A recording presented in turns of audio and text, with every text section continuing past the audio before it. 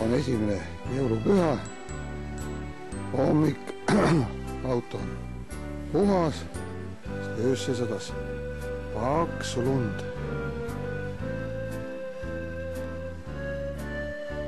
Lausa tuiskas kohe.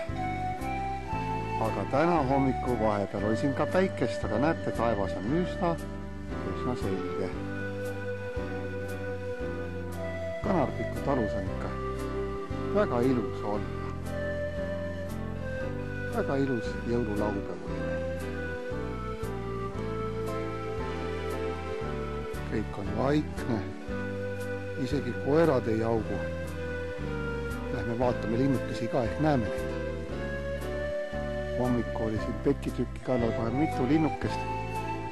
Kadi saatis mind vaatama, aga linnukesed on vist kõhu täis söönud ja ära läinud. Mis teha?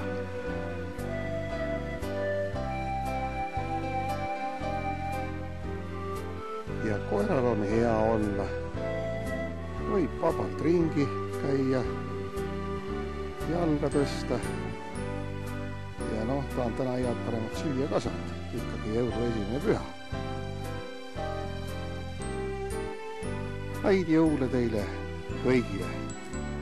Siit Igala kandist, Päärdust, Kanarviku talust. Rahu ja rõõmu peredesse.